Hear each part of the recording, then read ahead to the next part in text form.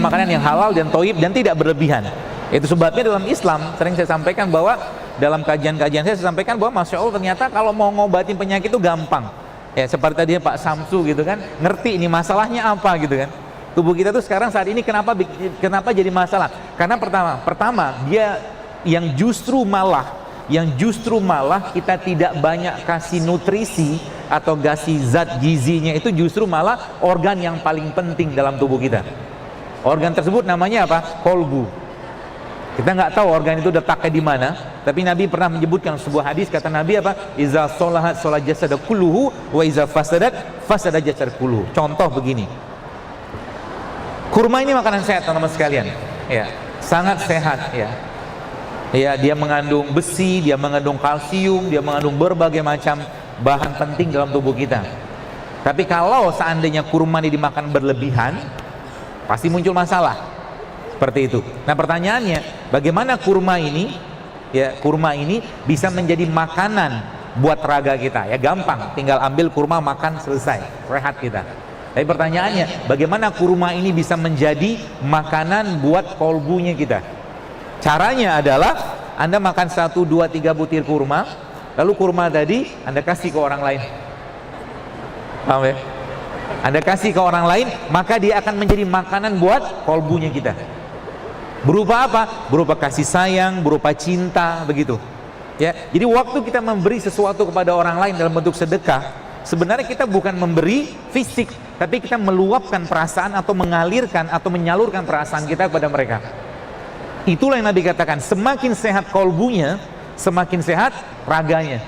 Jika kolbunya bermasalah, pasti raganya akan ikut-ikutan bermasalah. Ya, dan itu bisa kita pakai sebagai salah satu bentuk pengobatan. Itu sebabnya sering saya sampaikan di berbagai kajian saya katakan, coba ketika lagi ada sakit, jangan ujuk-ujuk datang kalau misalkan nggak emergensi. Jangan langsung katakanlah datang ke rumah sakit kalau tidak darurat ya. Jangan datang langsung ke terapis, ke herbalis, ke pembekam. Jangan, datang dulu ke Allah. Temui Allah.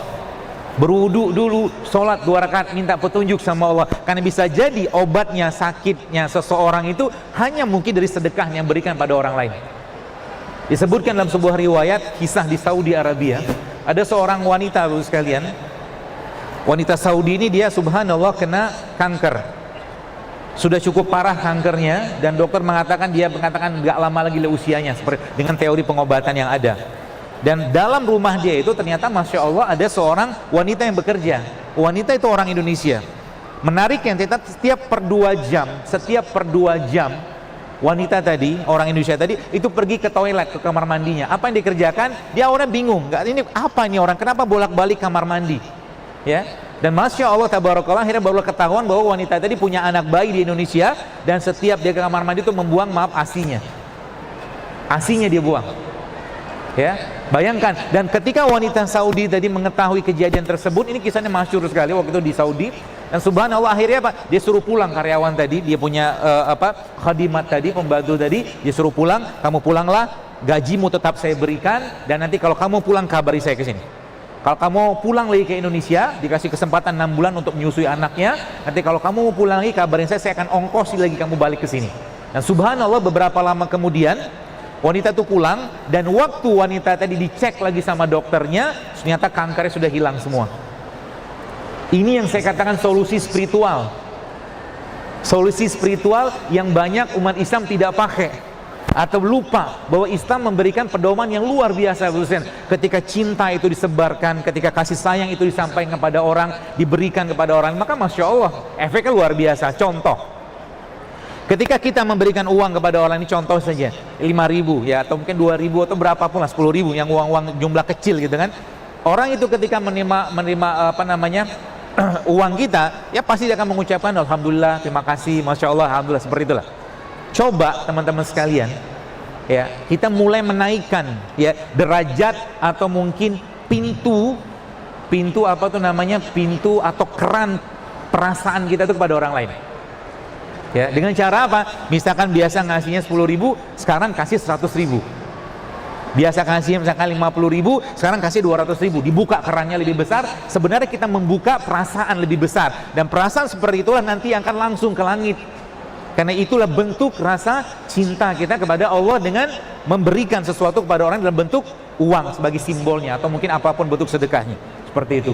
Ya, itu yang saya katakan solusi spiritual. Maka umat Islam kalau menggunakan solusi-solusi spiritual tadi, sebenarnya banyak penyakit bisa hilang, Ya, apalagi sekarang Bapak sekalian kita lihat penyakit degeneratif, ya. Penyakit degeneratif mulai dari stroke, kencing manis, darah tinggi. Solusi spiritualnya apa? Ada 3. Nanti saya akan cobakan bahwa ternyata ada 3 poin penting yang akan saya sampaikan hari ini. Pertama, ya, dari KPAN yang baru ditulis tadi. Ya, ada 3 U ya akan saya sampaikan. Yang pertama, bersihkan tubuhmu. Ya, bersihkan tubuh. Yang dibersihkan apa? Sebenarnya bukan raganya, kolbunya dulu dibersihin. Dengan cara apa? Bersedekah, berbagi, berbuat baik sebanyak-banyaknya, bersihkan.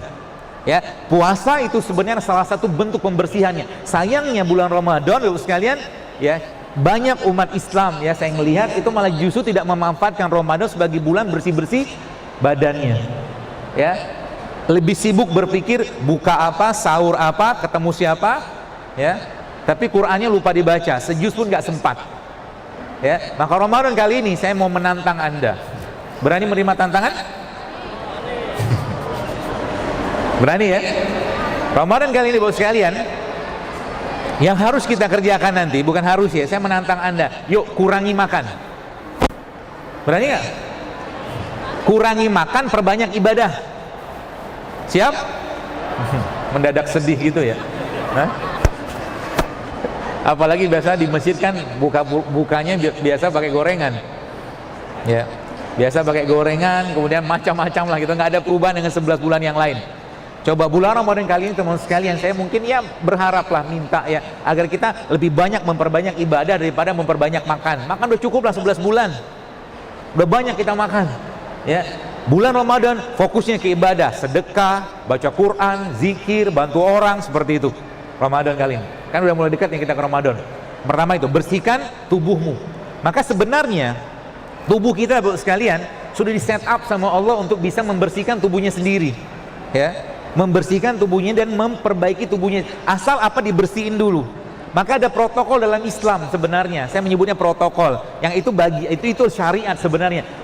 Kalau kita katakanlah mungkin Anda saya tanya di sini, saya juga ditanya lebih senang makan atau tidak makan. Jawabannya pasti lebih senang makan. Kan gitu. Kita semua pasti lebih senang makan. Karena kita punya nafsu. Maka Allah wajibkan untuk kita tidak makan. Namanya apa? Puasa Ramadan. Dan secara sains memang ternyata proses bunuh diri sel kita itu terjadi pada per 12 hari. Jadi pernah saya sampaikan juga bahwa kalau kita ambil angka 365 dan bagi 12 maka akan ketemu angka 30. Jadi bahasanya sebenarnya muslim atau tidak muslim dia setahun dia sebenarnya perlu mengistirahatkan lambungnya 30 hari untuk memperbaiki fungsi sel atau fungsi tubuhnya. Yang kita kenal dengan puasa Ramadan. Itu sebabnya puasa Ramadan itu teman-teman sekalian sebagai salah satu bentuk detoksifikasi yang terbaik dan Allah sampaikan dalam Al-Quran. Apa kata Allah? Ya ayyuhallazina amanu kutiba alaikumusiyam kama kutiba alal ladzina min qablikum. Jadi sebelum kalian kata Allah sudah ada syariat ini. Kita sama Nabi Adam sama apa? Jeroannya sama, cuma beda di casing maksud saya. Casingnya Nabi Adam 60 hasta, 27 meter. Tapi jeroannya sama. Maka syariat puasa itu sejak lama sudah ada. Maka kalau kita memberikan atau mengambil konsep perbaikan tubuh itu sebenarnya yang paling utama bersihkan badan dulu. Ya, jadi kalau saya lihat ternyata pola-pola itu sederhana sekali. Nanti kita akan bahas tentang kunyit sedikit insya Allah. Ya, bersihkan tubuhmu. Yang kedua apa, teman-teman sekalian? Yang kedua, isi dengan bahan baku. Jadi 3 U. Pertama bersihkan tubuhmu, yang kedua isi dengan bahan baku. Baik, kita lihat badan kita.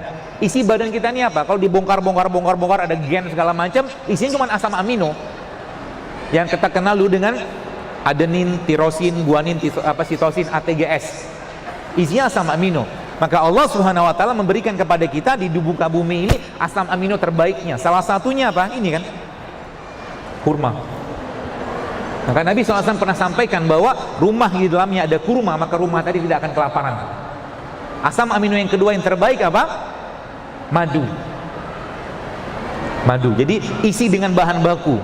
Maka habis puasa kita disunahkan untuk berbuka dengan kurma, bukan gorengan.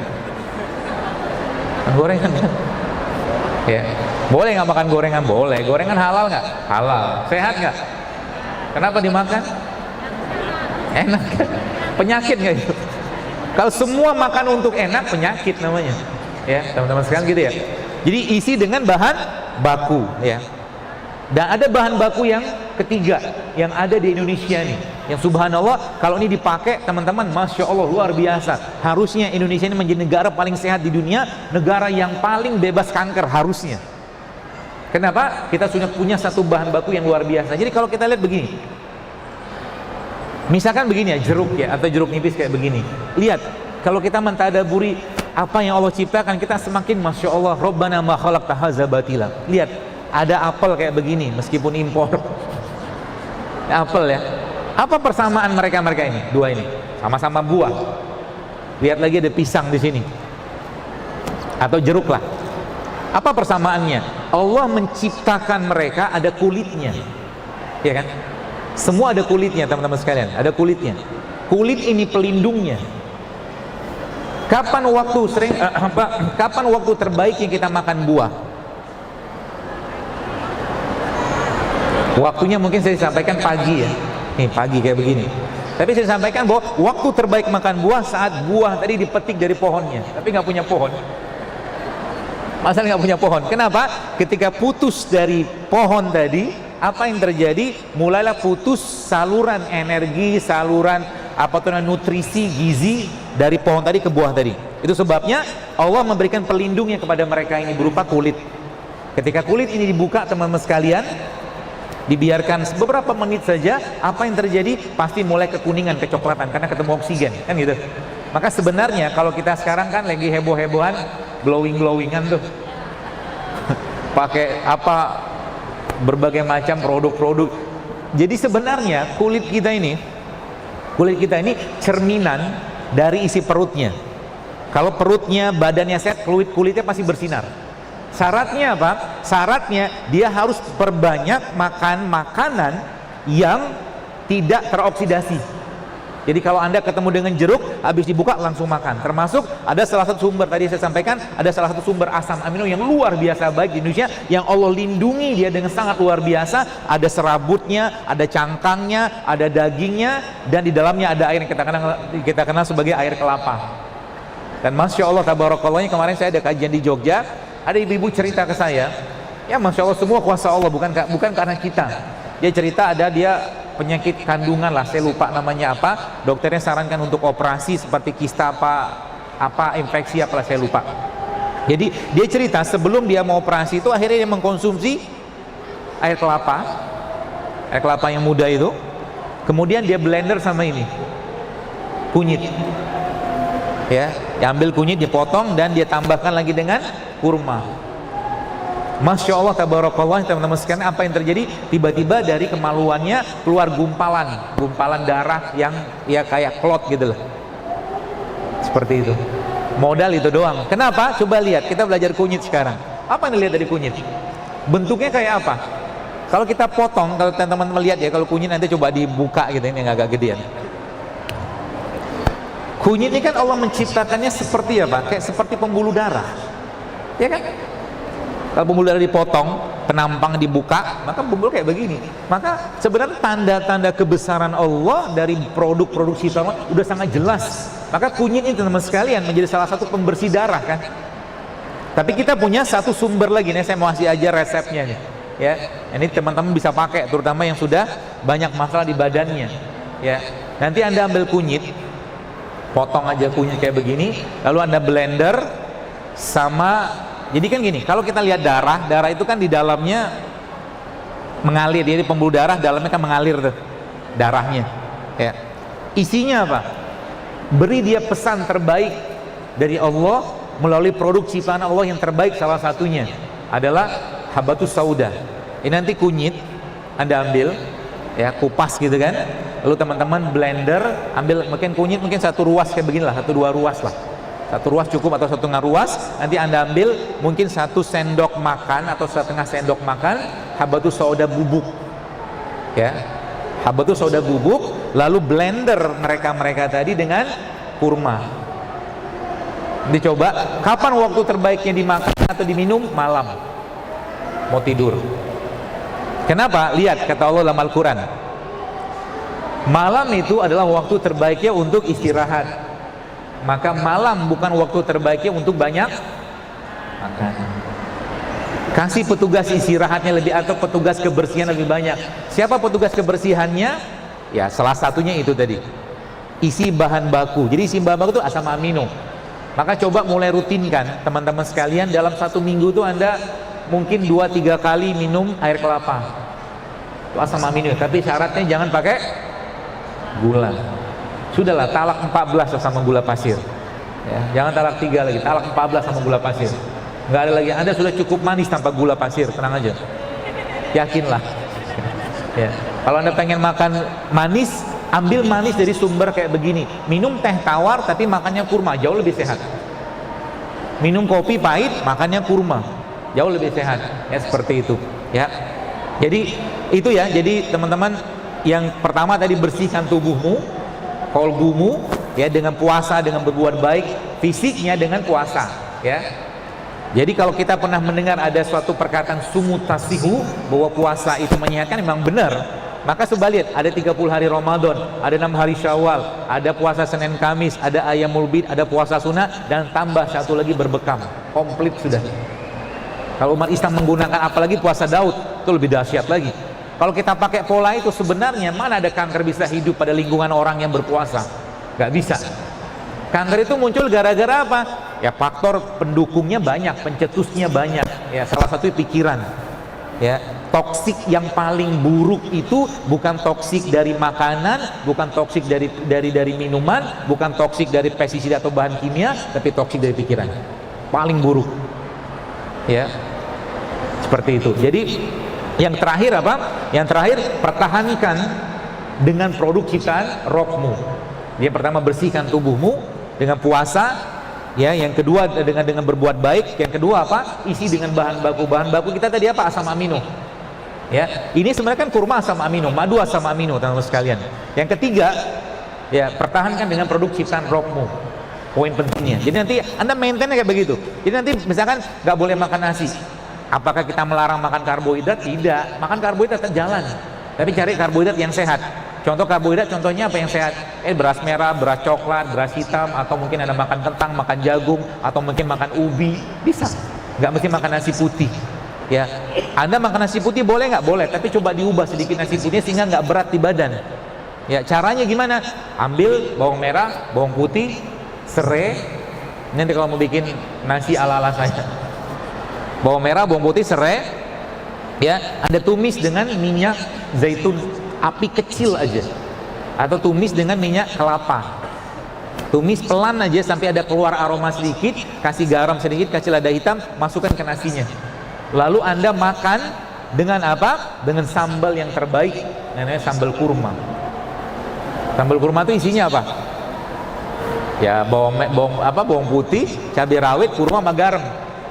Aduk-aduk tuh di nasinya, terus Anda cemplungin ke situ. Makanan terbaik untuk usus kita namanya apa? Tempe.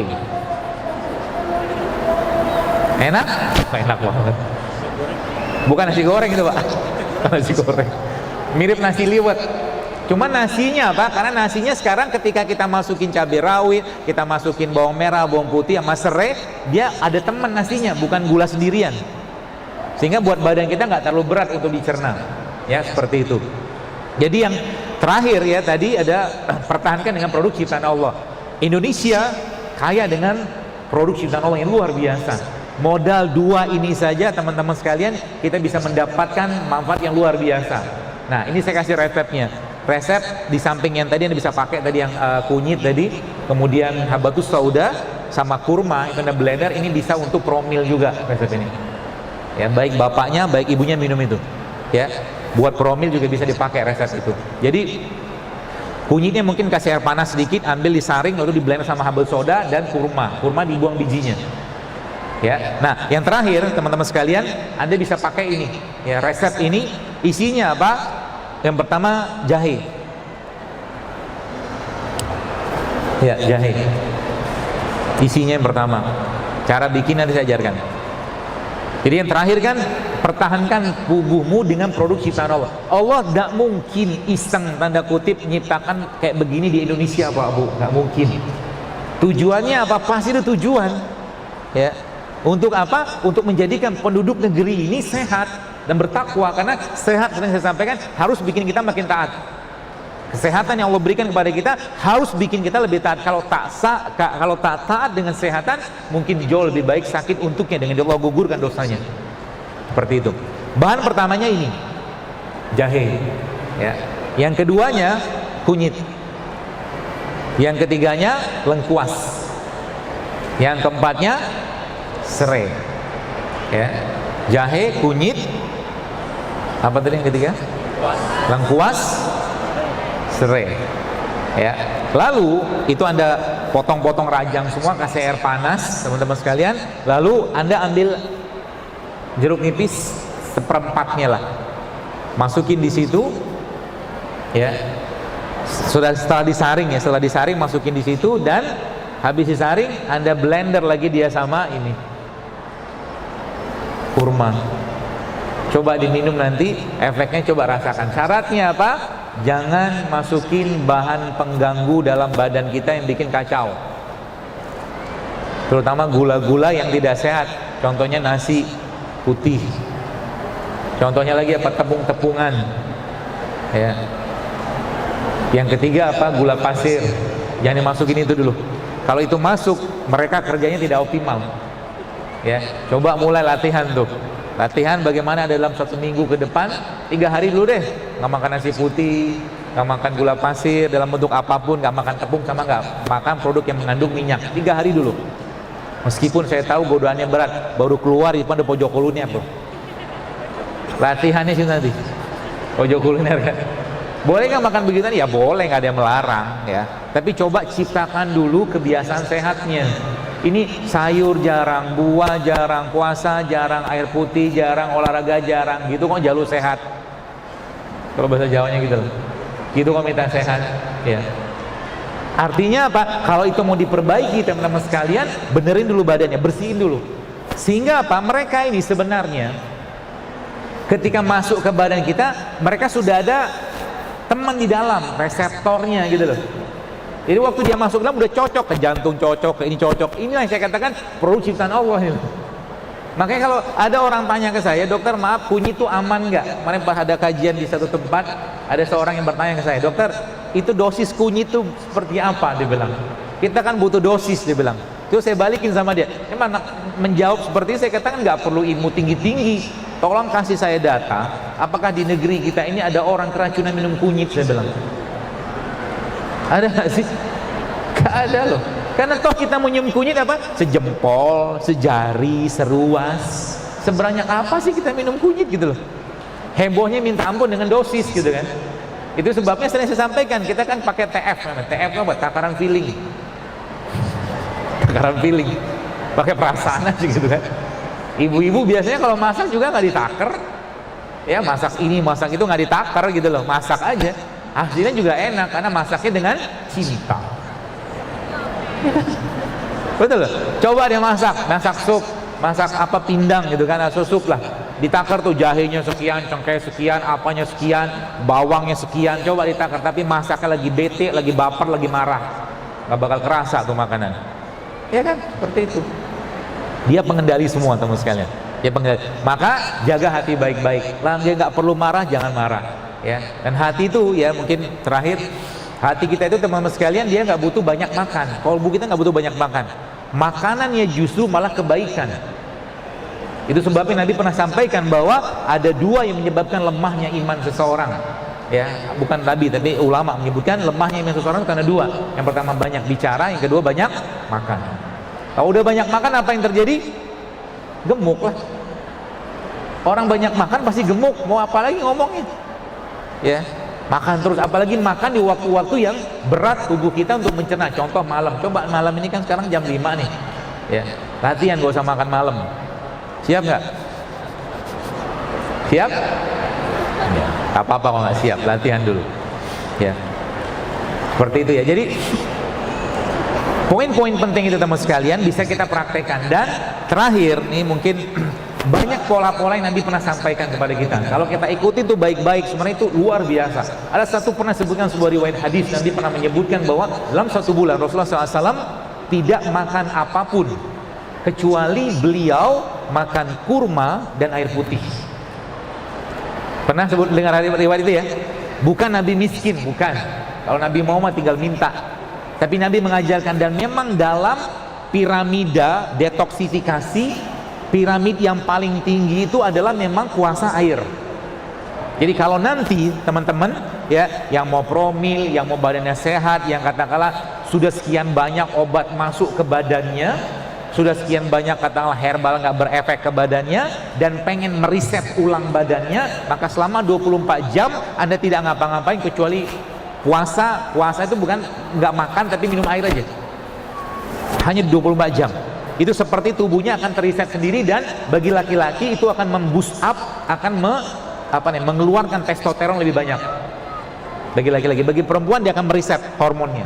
Simple sebenarnya. Apalagi kita tambahkan dengan kurma, tapi ingat jangan berlebihan juga kurmanya. Karena kurma isinya apa? Gula.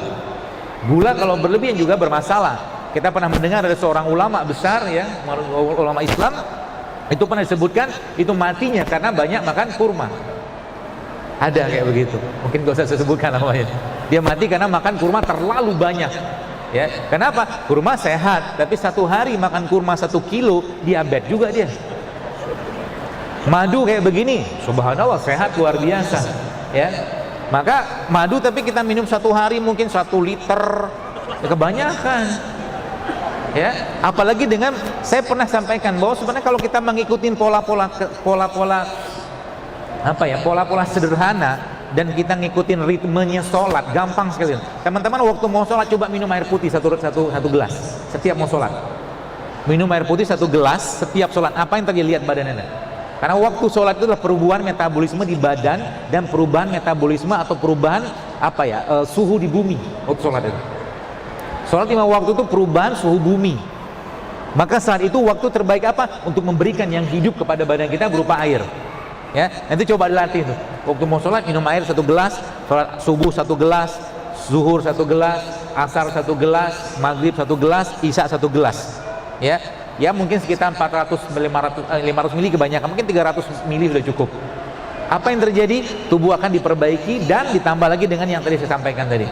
Ya, seperti itu. Jadi sebenarnya simple ya kalau kita mau nahan nafsunya aja. Contoh begini.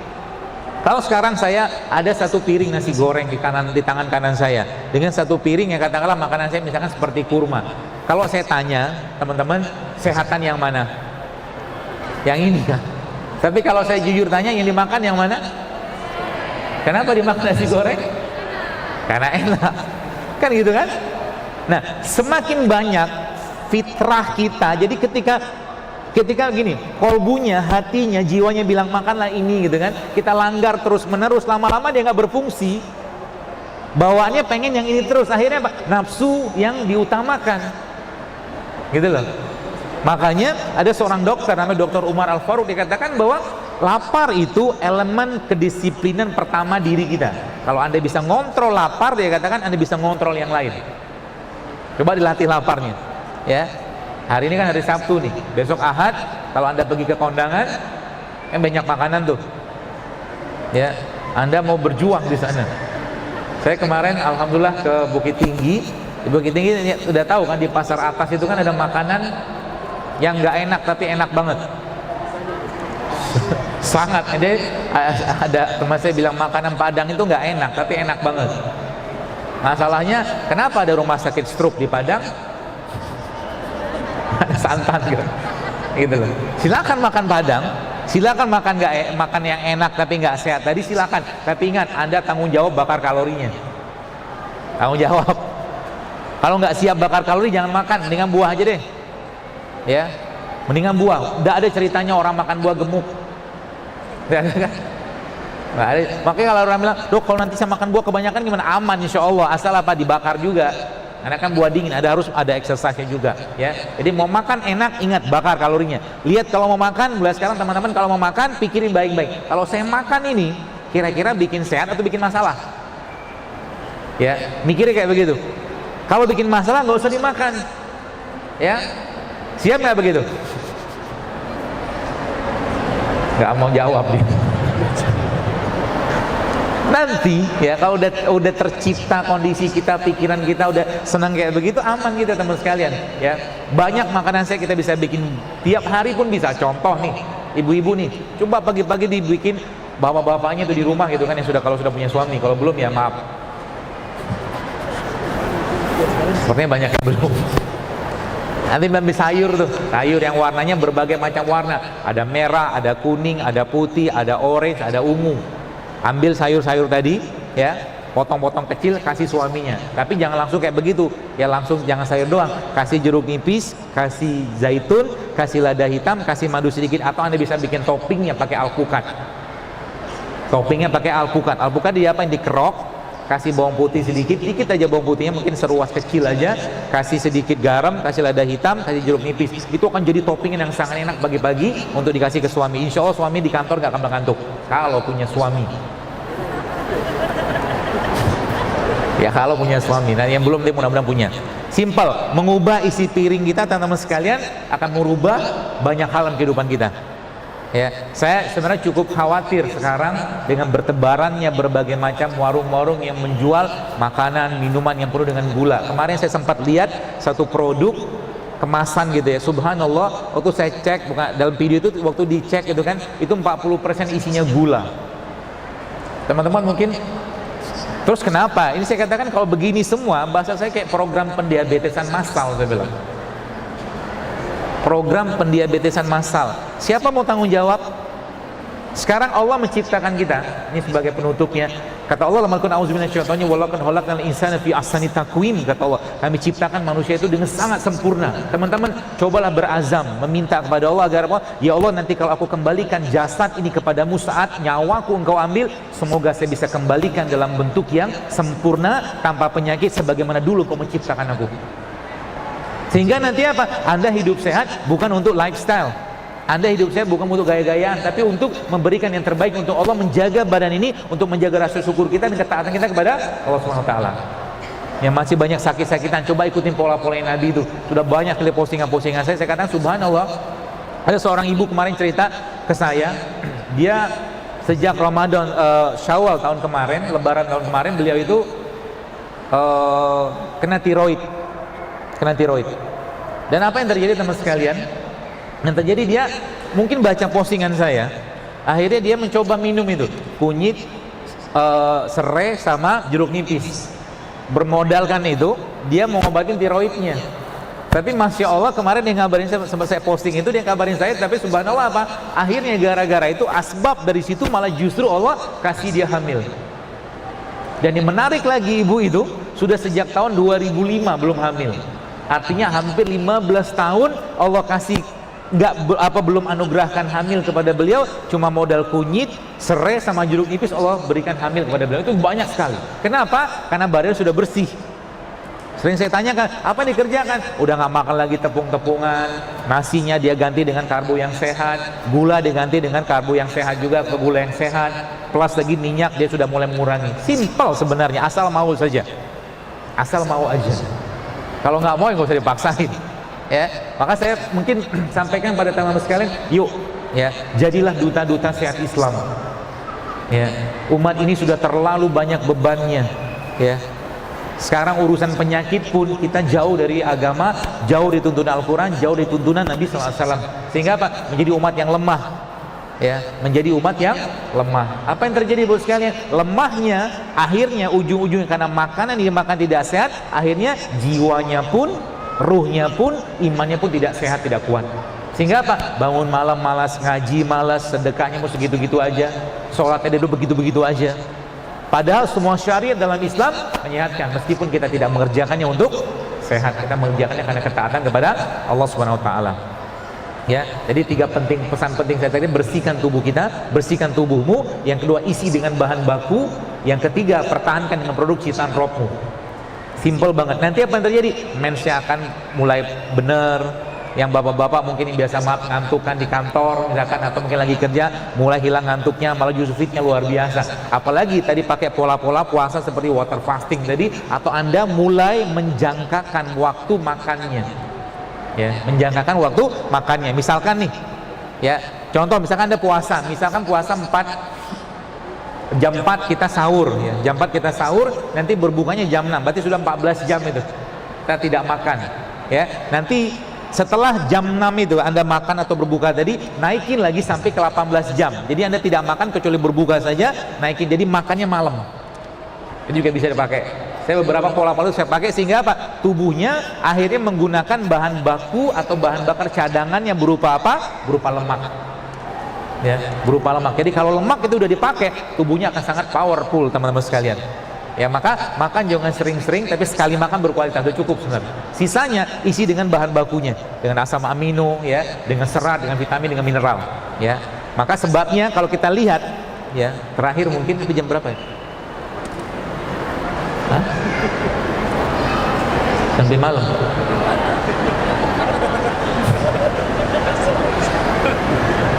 Kita sampai 17.30 kan, kemudian ada sesi untuk tanya jawab. Baik, coba lihat alam semesta ini teman sekalian. Dari tumbuhan dan hewan yang Allah ciptakan banyakan mana? Banyak tumbuhan loh. Lebih banyak tumbuhan yang Allah ciptakan. Dan kalau kita lihat gigi kita, ya memang tidak dijadikan patokan baku, tapi benar, mungkin menurut saya gitu kan. Ada seorang dokter pernah mengatakan bahwa gigi manusia itu lebih banyak gigi yang berhubungan untuk mengolah makanan-makanan atau ya makanan yang non hewan. Karena 28 gigi seri dan geraham kita, 4 gigi taring.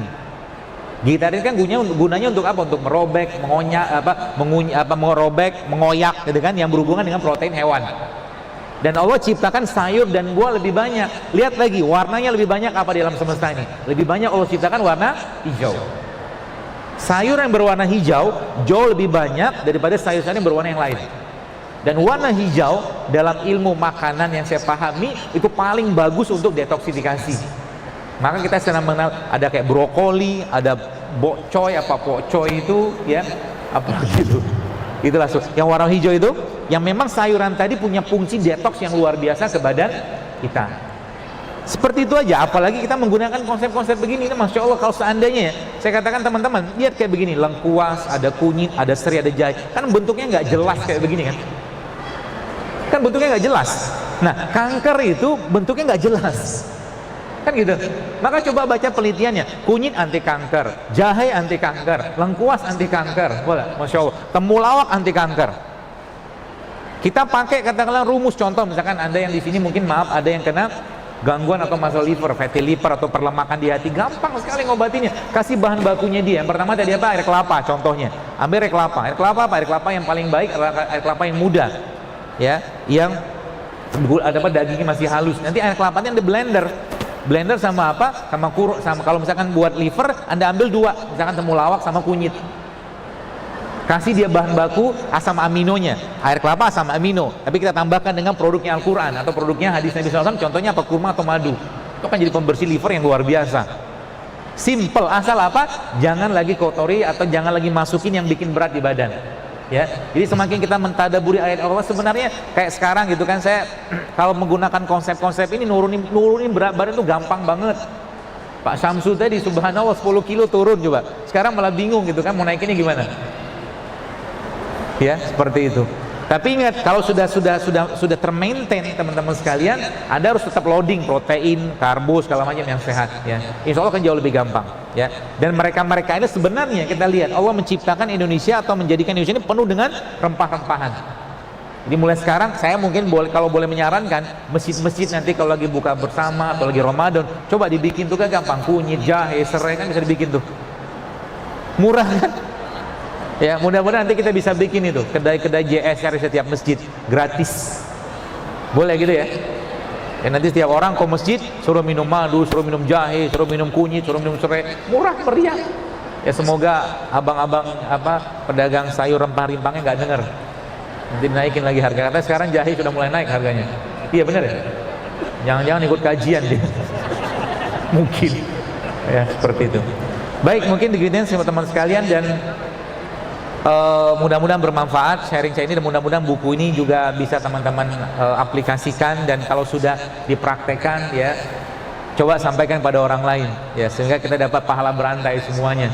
Siapa tahu dengan sekedar menyarankan kunyit, mungkin serai atau apapun bentuk-bentuk seperti itu, Allah sehatkan dia dengan kehendaknya sehingga dia bisa ibadah lebih baik seperti itu. Wallahu a'lam bishawab. Terima kasih atas perhatiannya dan semoga bermanfaat. Dan bukunya katanya ada di Syamil ya. Teman-teman bisa dapatkan di depan sana, tapi nggak janji bisa tanda tangan atau tidak. Karena kelengar juga mau tanda tangan 1000-an gitu kan. Demikian mungkin nanti saya coba tanda tangan yang bisa saya tanda tangan, mudah-mudahan ya. Nanti bisa dikoordinasi ya teman-teman sini. Demikian mungkin. Assalamualaikum warahmatullahi wabarakatuh.